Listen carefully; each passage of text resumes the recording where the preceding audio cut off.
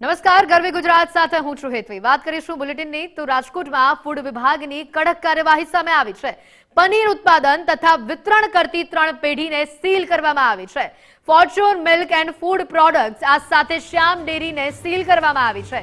આ ત્રણેય પેઢીને ફૂડ વિભાગે 5,000 રૂપિયાનો દંડ ફટકાર્યો છે। આ સાથે જ 500 કિલો ફૂગવાળો મલાઈનો જથ્થો કે જેને નાશ કરવામાં આવ્યો છે।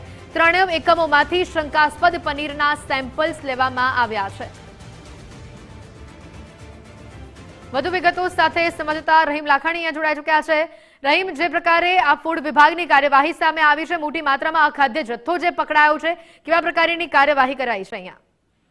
ચોક્કસપણે જે રીતના આરોગ્ય વિભાગ દ્વારા કામગીરી કરવામાં આવી છે તેને લઈને વધુ અમુક સ્થળો ઉપર ચકાસણી કરી હતી। તેમાં જે પનીર ઉત્પાદન કરતા જે પ્રોડક્ટ યુનિટ છે ત્યાં સીલ કરવાનો વારો આવ્યો છે, કારણ કે ફોર્ચ્યુન મિલ્ક છે ત્યાં અગાઉ પણ ગુજરાત ફર્સ્ટ દ્વારા રિયાલિટી ચેક કર્યું હતું ને ત્યાં પણ અગાઉ પણ આ જ પરિસ્થિતિ જોવા મળી હતી ને વધુ એક વખત જ્યારે આરોગ્ય વિભાગ ગયું હતું ત્યારે પણ એ જ પરિસ્થિતિ ફરીથી જોવા મળી છે। તેને લઈને ત્યાં સીલ મારવામાં આવ્યું છે। સાથે જ શ્યામ ડેરી છે કે જ્યાં મલાઈનો જથ્થો છે તે ફૂગવાળો મળ્યો હતો ને તેને પણ સીલ કરીને જે વસ્તુઓ છે તેનો નાશ કરવામાં આવ્યો છે। સાથે ત્રણેય પેઢીઓને છે 5,000 સુધીનો દંડ છે તે પણ ફટકારવામાં આવ્યો છે।